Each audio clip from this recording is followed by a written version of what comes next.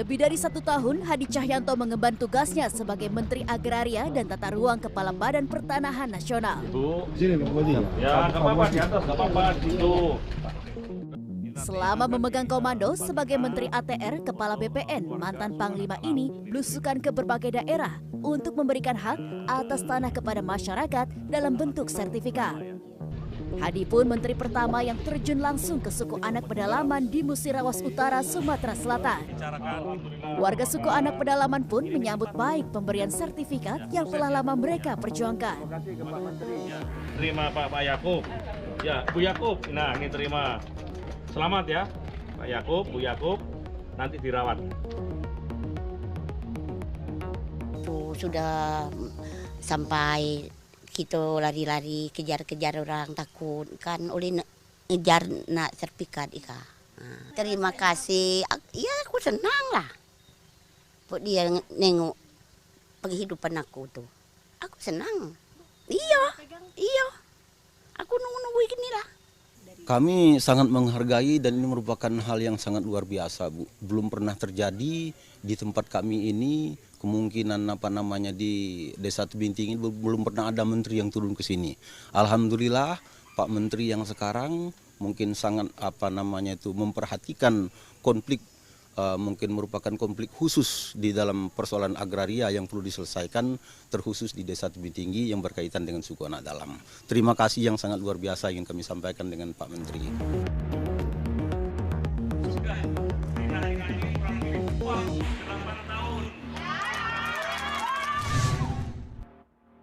Halo Bapak Menteri. Nah, kali ini saya berkesempatan lebih dekat dengan Bapak Menteri ATR Kepala BPN, Bapak Hadi Cahyanto. Pak, ini menarik, ini Bapak langsung door to door nih Pak, menyerahkan sertifikat nih Pak. Ini seperti apa Pak agenda hari ini Pak? Iya, sebetulnya permasalahan di sini sudah cukup lama ya, sudah hampir 28 tahun. Masyarakat suku anak dalam di wilayah Musirawas Utara ini menunggu kepastian hukum. Dan setelah kita laksanakan koordinasi dengan beberapa pihak, termasuk dari kepolisian, kemudian dari pemerintah daerah, dari kejaksaan tinggi, ya kita bisa berhasil untuk merealisasikan hak mereka, sertifikat mereka. Dan sertifikat ini kita berikan secara komunal kepada masyarakat. Tujuannya agar setelah diterima, kalau nanti by name, by address, itu bisa-bisa langsung dijual. Ini kita berikan secara komunal sehingga masyarakat ya, kita lihat itu ada Pak Gubernur, Pak Bupati, mana? Ini bukan penerima, Pak. Oh bukan penerima, ini ya, itu mereka merasakan. Nah kita serahkan ini seperti Pak Sopir ini ya. Pak Sopir mana Pak Sopir? Sini Pak. Nah Pak Sopir. Ya. Ya. Pak Sopir, ini Bapak menerima sertifikat. Ini luas tanahnya ada 75.900 meter persegi, 7,5 hektar. Tapi ini adalah milik komunal. Ya, ini daftar keluarga yang menerima. Ini surat ukurnya, tanahnya ada di sini, Pak. Ini tanah Bapak. Ya, Pak. Bapak menunggu kepastian hukum hak atas tanah untuk mendapatkan sertifikat ini sudah berapa lama? Sudah 28 tahun dia berkonflik. 29 tahun sudah, iya ingat. Nah hari ini diserahkan sertifikat untuk Bapak sehingga Bapak nanti berusaha untuk tanam sawit milik sendiri. Ya, disimpan yang baik dan saya pastikan sudah tidak akan ada lagi mafia tanah yang mengambil tanah Bapak. Bagaimana perasaannya Pak? Pak senang. Pertanyaan terakhir, kemarin dimintain biaya berapa untuk ngurus ini? Oh enggak aduh, gratis ya, gratis. Itu berkat Pak Gubernur dan Pak Bupati. Ya, diterima. Ini Pak. Ya, sukses Pak Sopir ya. Dah, disimpan. Ya, ini suratnya seperti ini tapi ini berharga sekali. Ya, Pak Sopir ya. Ya. Yang di belakang siapa ini? Anaknya Pak Sopir. Yang di sana? Ponaan. Oh ya. Bagaimana perasaannya menerima ini sertifikat? Sebentar lagi bisa ditanami kelapa sawit. Senang? Senang. Ya. Sukses ya. Ya, alhamdulillah. Terima Nah kasih. itu tadi Iya. masyarakat merasakan secara langsung. Berarti cukup lama ya Pak tadi. Pak, ini yang Iya. menarik nih Pak. Kenapa Pak Menteri memilih untuk door to door? Padahal kan dengan kekuasaan Bapak bisa langsung aja diutus anak buahnya. Ini menarik Pak untuk Iya, yang pertama saya tidak mau begitu saja menerima laporan dari anak buah di lapangan. Saya takut permasalahan di lapangan itu masih ada ya. Mungkin dilaporkan sudah tidak ada masalah Pak, semuanya bisa serahkan, tapi apakah benar di lapangan memang terjadi seperti itu? Termasuk saya juga ingin ngecek di bawah pelaksanaan prosesnya itu bagaimana, kemudian apakah ada biaya mahal atau tidak, ya. Kemudian dari pemberian sertifikat ini mungkin masih ada tempat lain yang bermasalah di wilayah ini. Kan biasa ya di wilayah HGU ada tumpang tindih, mungkin saya bisa mendengarkan langsung kepada masyarakat, bisa masyarakat menyampaikan, Pak, tanah saya masih bermasalah dengan HGU. Kan ini permasalahan juga dengan HGU. Sehingga kita bisa koordinasikan dengan pemilik HGU. Ya. Dan terus terang aja, tadi ke sini sudah ada laporan. Ya, laporan yang harus saya tidak lanjuti. Terkait dengan tanah masyarakat, aset yang juga tumpang tindih dengan HGU. Oke, ini Iya. kita lanjut lagi Pak. Iya. Ada salah satu warga. Iya. Ibu Januya. Ibu Januya. Ibu sudah berapa lama nunggu dapat sertifikat ini? Udah tahu, udah lama ya, kurang lebih 28-29 tahun ya. Ibu, ini tanahnya 78.300 meter persegi, berarti 7,8 hektar. Kemudian surat ukurnya dari sini ini. Nah, ya ini ya, ini wilayah ini ya. Ini nanti akan diberikan pelatihan untuk ditanami sawit secara baik. Kepingin punya tegalan sawit nggak? Iya. Oh iya, itu nanti ya Pak ya, ditanamin sawit ya, akan diadakan pelatihan. Ya, tapi ini sertifikatnya diberikan secara komunal, kelompok, rame-rame. Tapi sudah hak milik, sudah nggak ada yang mengganggu. Ya, diterima. Terima. Ya, ya, sukses ya Bu ya. Ya, ya. Sakit ya Pak. Oh sakit ya. Sakit napas. Oh ya, mudah-mudahan nanti Amin, amin, amin. setelah sembuh bisa ngelihat ke Tegal, ke kebun, untuk bisa melihat, oh ini kelapa sawit saya. Untuk anak cucu. Iya, ya. Ini Pak ada Pak Bupati. Nah, ada Pak Bupati. Sakit, Pak Iya. Bupati. Sakit sana Pak. Terima kasih Pak Menteri yang datang Pi. Pak Janu ya. Yo. Iya. Terima Kami kasih. kau datang ke Siko. Yo, kalau kamu tak datang aku tidak ketemu sama kamu. Amin, amin. Menteri, Pak Bupati, Iya, Pak Gubernur. iya Bu, iya. Sakit napas. Sesak napas. Sesak Oke, napas. sesak napas ya. Iya. Pak, ini menarik. Ini cukup lama ya Pak, Iya. 28 tahun. Bisa dikatakan puluhan tahun untuk bisa dapat sertifikat yang Bapak Iya. perjuangkan seperti Iya. itu. Sebenarnya tuh kendalanya tuh apa tuh Pak? Kendalanya koordinasi. Koordinasi antara pemerintah daerah, Oke, antara pemegang HGU, oke. kemudian dengan kepolisian dan kejaksaan. Nah, ini kan hasil kolaborasi 4 pilar itu yang saya sebutkan tadi, sehingga ditemukan permasalahan-permasalahan krusial yang bisa dipecahkan. Memang kalau kita selesaikan sendiri-sendiri tanpa bisa bersama-sama, ada satu kendala yang mereka hadapi apa? Adalah ego sektoral. Ya. Oleh sebab itu, saya hilangkanlah ego sektoral itu, saya kumpulkan semua untuk segera menyelesaikan tanah-tanah rakyat. Ya, khususnya adalah aset-aset masyarakat yang tumpang tindih dengan HGU. Ya.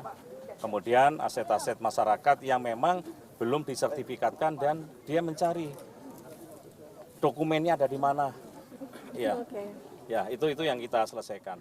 Ini masih banyak permasalahan-permasalahan, diantaranya adalah masalah tanah transmigrasi juga. Ya kita akan lakukan hal yang sama seperti ini. Jangankan mafia tanah di luar kantor saya, anak buah saya saja kalau mafia tanah ya saya hukum. Berarti tegas itu ya Pak? Tegas, sudah nggak ada pilihan lain.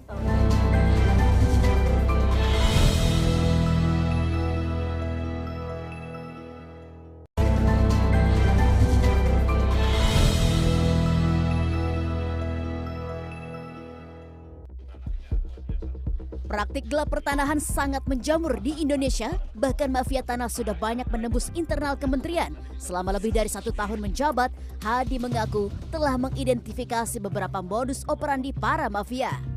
Mantan orang nomor 1 di angkatan bersenjata ini pun berjanji tegas dan tak pandang bulu dalam menumpas mafia tanah. Lalu apa strategi Hadi Cahyanto dalam menumpas mafia tanah? Komitmennya memberantas mafia tanah pun dibuktikan dengan berakhirnya konflik tanah selama 28 tahun di Musirawas Utara. Tadi Bapak menarik, Bapak bilang nanti sudah dipastikan tidak ada lagi mafia tanah. Tidak ada. Seperti apa tuh Pak penyelesaian, dan ini cukup menarik karena itu salah satu permasalahan yang dari dulu sampai sekarang dan Bapak bisa bongkar itu. Ya, yang pertama adalah sistem penyimpanan data kita termasuk sertifikat ini kita sudah menggunakan secara elektronik sehingga data masuk di sana di pusat. Data itu ketika ada katakanlah ingin mengambil data atau menempatkan satu peta yang untuk mengambil wilayah yang ada di wilayah sini kan biasanya dapat surat keterangan tanah belum ada petanya terus akan di-landingkan di wilayah itu tidak akan diterima dengan komputer karena itu sudah ada yang memiliki. Katakanlah yang akan melandingkan data itu karena saya punya data yuridis akan dilandingkan di sana, komputer di sana bunyi ini milik suku anak dalam Musir. Ya, Musirawas Utara dengan nama-nama ini. Hanya tinggal nanti dari masyarakat suku anak dalam ini apabila menginginkan sertifikat itu secara sendiri-sendiri, nanti akan kita bantu dipecah. Kalau permasalahan utama di sini Pak tadi HGU, hak guna Iya. bangunan. Kemudian di sini juga bisa dikatakan hampir banyak perkebunan sawit begitu ya Pak. Iya. Seperti apa Pak nantinya berapa sertifikat yang atau revisi yang nanti untuk diberikan hari ini? Ya, ini saat ini yang akan kita berikan sertifikatnya itu sebanyak untuk suku anak dalam ya. Itu yang dari Konsum, Pak. Iya, langsung itu ada 516 kepala keluarga. Ditambah lagi dari satu desa lagi, jadi Mulia, itu ada kurang lebih 246. Oke. Itu akan kita serahkan ke semua. Tapi semuanya dalam bentuk komunal dan kita serahkan dalam 13 sertifikat. Itu untuk mewakili sekian keluarga. Dari 400 tambah 80 ya, 480 hektar. Untuk efek jerahnya sekali lagi Pak untuk mafia tanah, tadi kan dari segi teknologi Iya. sudah diperketat. Efek jerah seperti mungkin sanksi yang memang sudah tidak ada kata ampun bagi mafia tanah. Ya, kalau mafia tanah lagi kita punya satgasnya ya. Satgas mafia tanah yang terus bekerja. Saya juga minta terus memberikan supervisi ke daerah-daerah untuk memitigasi mafia tanah ini. Itu kalau kita tangkap ya kita proses hukum. Nggak ada kata Nggak ada ampun ya, kata, Pak? iya. Jangankan mafia tanah di luar kantor saya. Anak buah saya saja kalau mafia tanah ya saya hukum. Berarti tegas itu ya Pak? Tegas, sudah nggak ada pilihan lain. Oke. Cuma itu aja pilihannya. Kalau memang terbukti hukum, perlu pecat. Itu udah tegas ya Pak? Tegas, udah jangan takut. Ya, Kita langsung lagi Pak. ya, Lagi. Halo. Pak Yakub. Apa kabar Pak Yakub? Kerjanya di mana? Kerja di kebun lah Pak. Kebun siapa?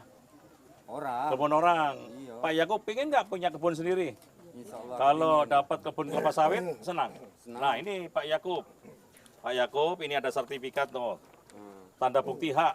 Sudah punya hak, tapi haknya hak kelompok dulu ya Pak ya. Hak komunal. Luasnya 134.000, 1.346.000. 13,4 hektar. Namun ini dimiliki oleh beberapa kelompok ada di sini, beberapa keluarga. Dan gambarnya ini Pak. Luas banget gambarnya. Mana tadi? Nah, luas banget tuh.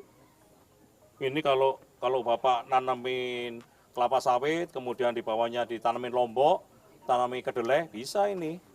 Tumpang sari ya? Iya, Pak. Tumpang sari bisa. Apalagi Bapak hobinya bertani ya? Iya. Ngimpi nggak punya kebun sendiri? Iyalah. Ngimpi ya? Nah sekarang ngimpinya jadi kenyataan. Hari ini nggak ngimpi loh, coba dijubit, sakit nggak? Sakit nggak? Sakit. Ah berarti nggak ngimpi. Ini diterima Pak Yakub. Ya Bu Yakub, nah ini terima. Selamat ya Pak Yakub, Bu Yakub. Nanti dirawat. Sekali lagi sudah tidak akan ada lagi mafia tanah bermain-main di sini. Udah berapa Ngambil lama? tanahnya Bapak. Sudah berapa tahun nunggu? 20-an, 28 sampai 29 tahun. Sekali lagi sukses. Saya melihat mata Bapak senang, berbinar-binar Ibu ya. Hari ini udah masak apa? Belum. Ikan baung. Oh, dikasih ikan. Hah? Ikan kering. Ikan kering, sungai kering ya. Oh iya. Kering. Iya. Ya sukses Pak ya. Pak Oke. Yakub, Bu Yakub. Pak, ini menarik sampai tadi kita bisa lihat warga kayak berpuluh-puluh tahun penantian akhirnya bisa Iya, mendapatkan iya. sesuatu yang berharga. Iya. Pak, melihat pembagian sertifikat ini kan bukan hanya sebuah kertas, Pak, tapi pasti akan ada dampaknya. Seperti apa Pak dampak untuk pertumbuhan ekonomi di Indonesia sendiri, apalagi di suku-suku pedalaman seperti ini? Iya. Kalau di Kabupaten Musi Rawas Utara ini untuk pertumbuhan ekonominya yang sampai saat ini saya lihat dari program sertifikat aja itu hampir 4,7 triliun kalau nggak salah datanya itu. Dari mana? Itu adalah dari dampak sertifikat tadi yang oleh sebagian masyarakat itu yang mendapat perorangan itu di hak tanggungan. Oke. Ya, gitu. Untuk Indonesia saja, ya mulai tahun 2017 sampai hari ini, itu saya catat ada 5.799 triliun itu uang beredar di masyarakat. Dampak dari sertifikat itu. Nah, nanti sertifikat komunal ini kan akan ada pemberdayaan, ya. Pemberdayaan ekonomi di sini akan maju. Apalagi dari PT tadi akan memberikan pelatihan, kemudian bagaimana melaksanakan land clearing, penanaman. Itu nanti dengan pemberdayaan ini ada mungkin bantuan dari koperasi, ibu-ibu yang belum bekerja sambil nunggu hasil sawitnya dari koperasi akan memberikan bantuan atau pinjaman uang yang oleh ibu-ibu nanti akan digunakan mungkin jualan pisang goreng, ya, nasi. Itu dijual di mana? Dijual di kebun lagi para pekerja. Ini kan sudah ekonomi dari mereka untuk mereka. Dan koperasi itu juga bantu akan secara langsung dirasakan oleh masyarakat. Oleh sebab itu dari PT pun ikut dalam rombongan ini untuk menyaksikan apa yang terjadi di lapangan dan apa yang menjadi atensi yang saya sampaikan kepada PT. Dan ini tidak main-main loh ini. Ini menyangkut masalah masyarakat, masalah rakyat, perut rakyat dan harus dilaksanakan. Saya biasanya kalau seperti ini tetap akan saya kontak PT tersebut sudah sampai sejauh mana, apakah benar sudah ditanamin. Kemudian dengan ekonomi masyarakat bagaimana, itu adalah tugas saya. Berarti Bapak benar-benar turun ke lapangan seperti ini, Iya, kemudian juga mengontak orang-orang yang mungkin bagi sebagian warga ini sangat sulit untuk bertemu seperti itu ya Pak iya, ya? seperti itu. Oh Pak, ini pesan dan juga harapannya Pak, ini kan juga luar biasa kan bagi, bisa dilihat dengan gesture mereka sungguh terharu seperti itu. Iya. Apa pesan dan juga harapan Bapak nih Pak? Iya, kami terus terang masih akan turun ke lapangan karena masih ada 22.000 desa itu di kawasan hutan. Dan tentunya mereka tidak memiliki kepastian hukum hak atas tanah. Sedangkan mereka hidup dari sumber daya hutan. Nah, ini yang akan kita kerjakan dengan Menteri KLHK untuk bisa merealisasikan permasalahan-permasalahan rakyat tersebut. Bapak udah jadi Panglima, Menteri juga. Wasnaknya Bapak apa? Mau jadi Menhan atau mau jadi Bacawa Pres? Saya.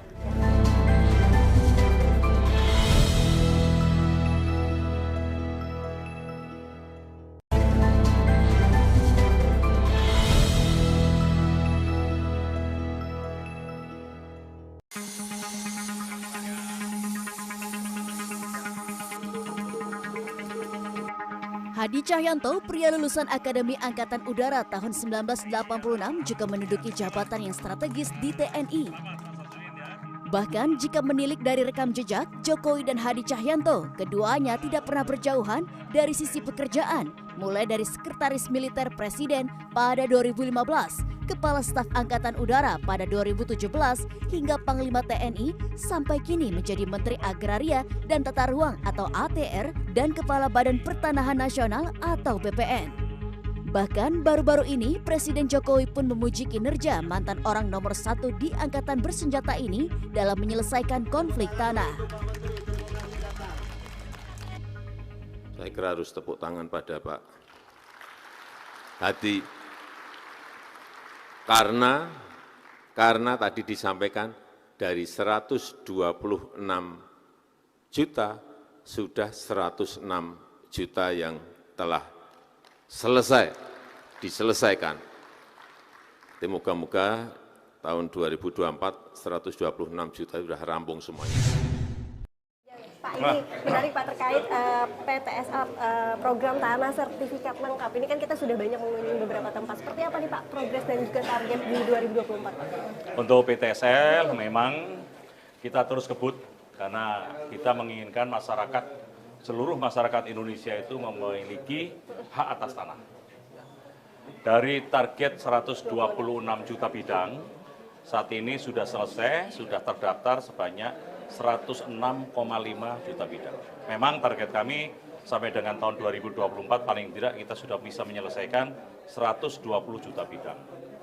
Itulah sebabnya saya sering mendatangi para kakantah, turun ke lapangan, menanyakan kendala-kendala apa saja yang dihadapi, termasuk juga dengan pemerintah daerah. Karena pemerintah daerah juga memegang peranan penting. Apa? Adalah kalau bisa membebaskan PBHTB yang 5% dari harga tanah untuk pendaftaran pertama kali.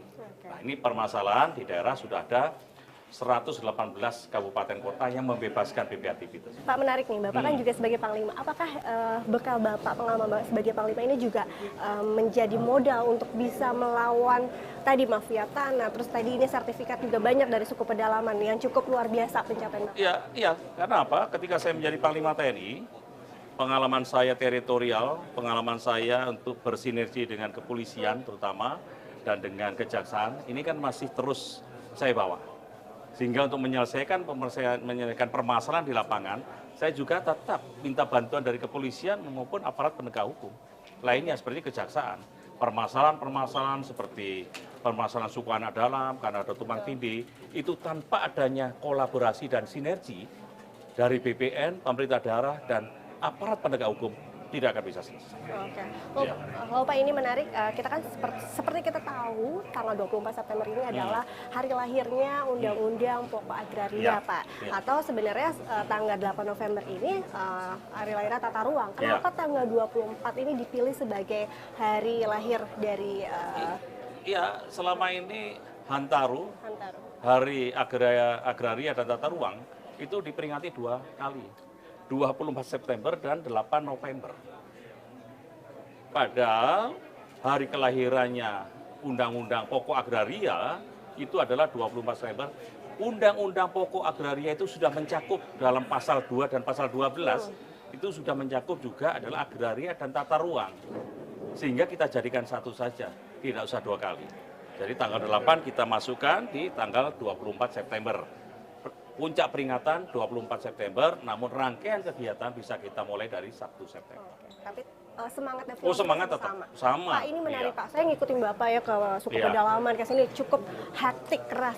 Mirip Pak Jokowi nih Pak, apalagi yang viral-viral nih banyak netizen lihat Bapak tuh, yang saya tertarik Bapak bisa menangkap gesture Pak Jokowi pada saat, ingat nggak Pak, pada waktu itu ada anak kecil berusaha, Bapak langsung paham, pada ajudan di sebelahnya nggak paham. Ini Bapak seperti apa Pak pengalaman dekat dengan Pak Jokowi sampai gesture-nya tuh Bapak sampai tahu loh Pak? Ya, pada waktu kasus anak pingsan itu dulu ya, saya lihat dari jauh, sebetulnya Pak Jokowi sudah memberi tanda.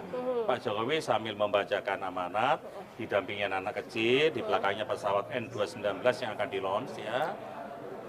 Si anak perempuan ini muntah. Pak Jokowi, Bapak Presiden sudah berikan kode begini. Tapi tidak ada yang melihat. Saya melihat seperti itu langsung lari. Karena ketakutan saya, kalau saya tidak segera lari, dia jatuh malah lebih parah. Mungkin akan menghantam landasan yang lebih keras lagi. Saya lari, saya tangkap, kemudian saya... Artinya apa? Berarti kita harus bisa melihat untuk pengamanan presiden pada waktu itu ya, karena saya pernah jadi sesmil, adalah apa yang sedang diinginkan oleh Bapak Presiden ketika Bapak Presiden berdiri. Itu dari mungkin tangannya suruh ngambil apa dan sebagainya. Itu yang saya tangkap. Pada waktu itu saya pas melihat di lingkungan situ kok tidak ada yang lari, saya langsung lari. Saya selamatkan. Sosok Pak Jokowi di mata Bapak seperti apa sih Pak? Ya pemimpin hebat. Iya. Terakhir Pak, Wasnek, Bapak udah jadi Panglima, Menteri juga. Wasneknya Bapak apa? Mau jadi Menhan atau mau jadi Bacawa Pres? Saya pensiun. Pensiun Pak. Tapi kalau dia minta rakyat ataupun yang masih ingin kontribusi Bapak untuk negara,